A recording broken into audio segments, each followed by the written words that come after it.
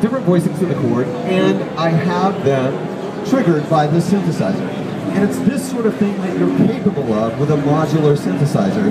You have the ability to direct individual aspects of that synthesizer to where you want them, as opposed to the standard layout, and I'm sorry to do this with a mini mode, but the standard layout that goes oscillator, filter, you know, amp.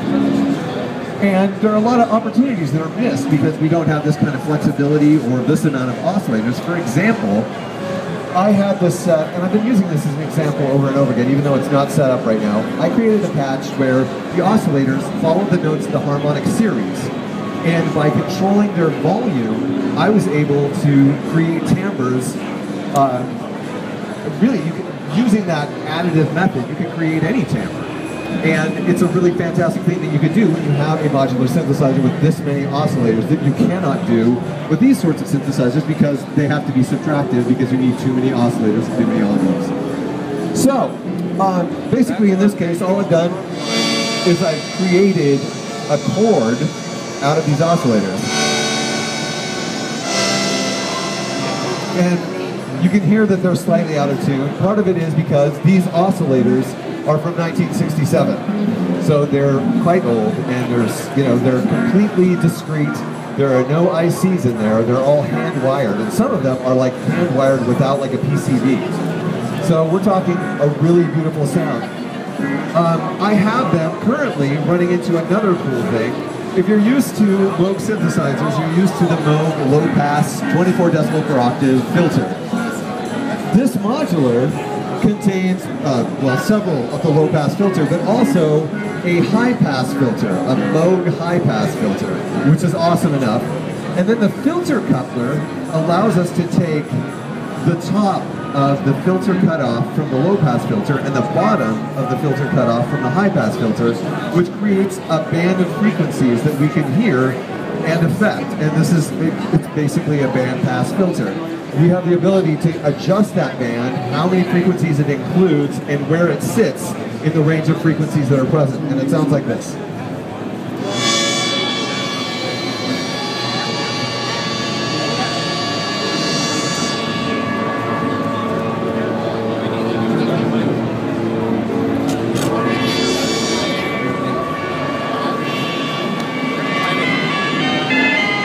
So you can get these sort of like, you know, with Moog we're accustomed to hearing the real big fat low end. With this arrangement, we can hear these sort of tinny nasal sounds, which you don't typically hear from a synthesizer, with the exception of probably the Voyager, which also has a different type of bandpass filter. But we're getting the Moog richness out of these filters, even though it doesn't have the low end we typically associate with the Moog. So that's one thing I've done. I'm going to show you another patch, a couple of patches that I have over here. I'm controlling them via a mixer on this side. This is more of a traditional, well, you know, synthesizer sound that you're more likely to hear than. Oh, I've done it wrong already.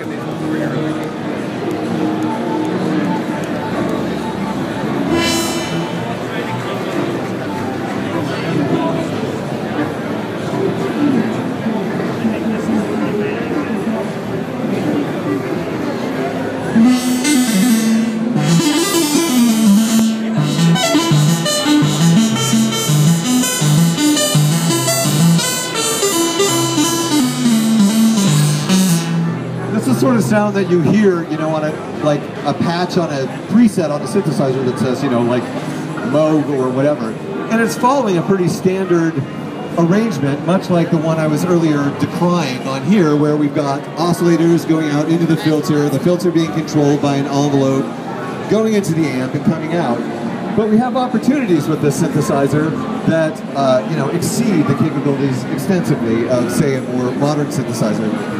One of the things that happened is that Eric Norlander, whose synthesizer this is, has a very specific routing pattern that he likes for his modular. And so he created these, well, he had created these mixers, which are not original to the Moog modular.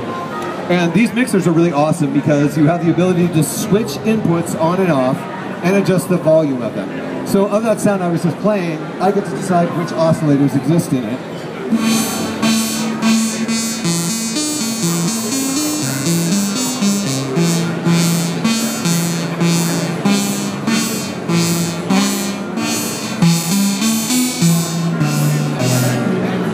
the other cool thing that he did, I love like speaking kneeling. Anyway, he had what we call a sub-oscillator installed for the top 4 channels. The top 4 inputs have their own sub-oscillator, which is to say, it takes the input, the waveform it's getting from the input, divides it in half, which gives you a note that is an octave lower. So if you want some bass, and you want to have octaves playing instead of just the input, we have the ability to add that, which I'll do right now.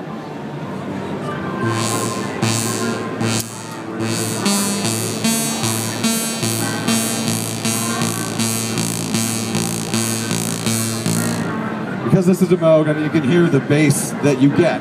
Now imagine you've got 22 oscillators on here, 22 oscillators going in, and then adding that to every single one of them.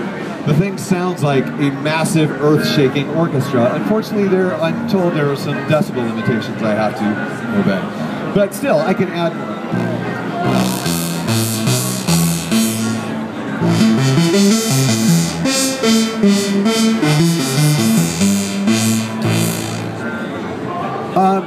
A really awesome thing, you know, people always say, well, you know, I can't play a modular on stage because, you know, you have to repatch between, you know, songs or whatever. And that's not necessarily true. It depends on the size of your modular. For example, I have another patch set up just on this side that by manipulating this awesome mixer, I can switch to.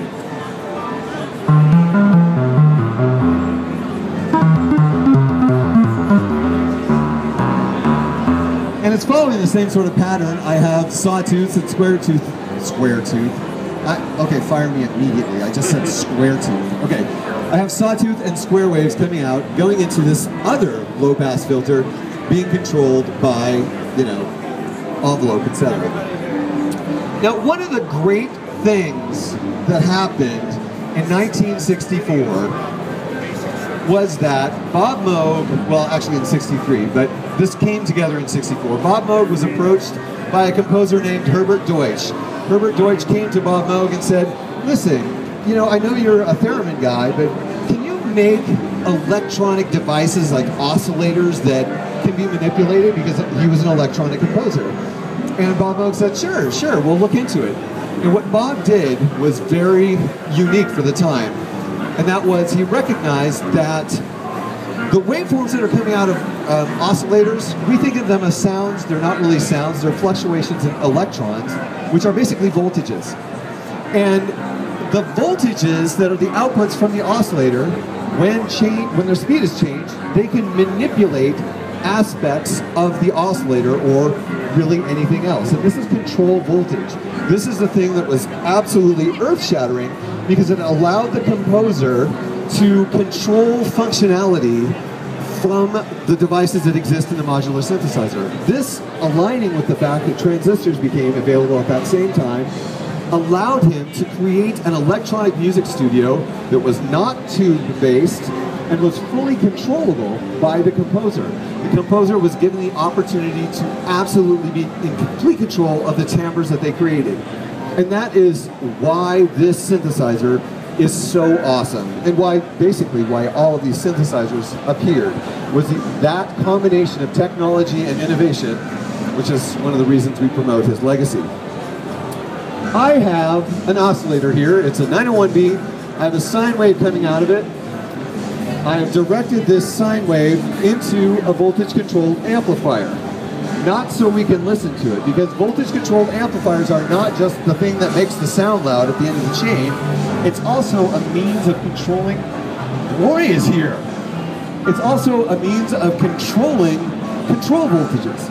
So you can control the amount that's going where you'd like to direct it. So in this case, I'm running a sine wave out of this oscillator into this voltage-controlled amplifier, out, let's see where I have it, going into the filter on the sound I just played on here.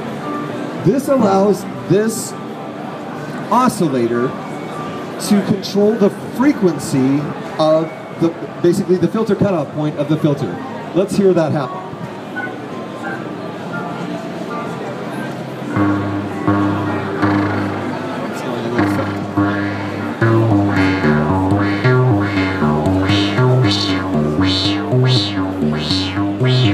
So now the sine wave from the oscillator is causing the filter cutoff point to slide up and down through the harmonic content of the sound that's coming from the oscillators going into the filter. Which is an amazing thing to be able to control. And of course, that can be directed to really any module here. We can use it to control, let's see if this cable's long enough. We can use it to control the frequency of the oscillators.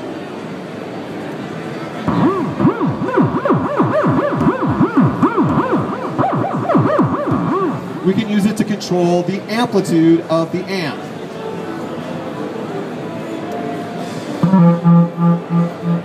To get a tremolo effect.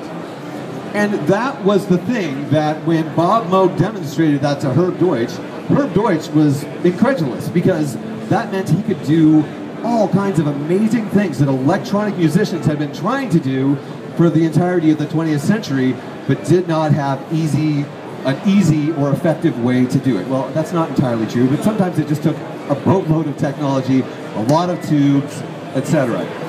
So, that is one of the great things about this synthesizer, well, just in general, electronic music in general, was the fact that these technologies came together with the innovation of those implementing them, including Bob Moog. And as you know, Don Buchla was doing essentially the same thing in California on the other side of the country. And actually, Harold Boda, whom some of you may know of, was doing this sort of thing as far as manipulating audio in 1960. So these technologies, he wrote an article which was read by both Don Buchla and Robert Moog, and it inspired them to come to use these technologies in a way that, you know, benefited their individual needs. So that is basically what we have going on in this device. Are there any questions?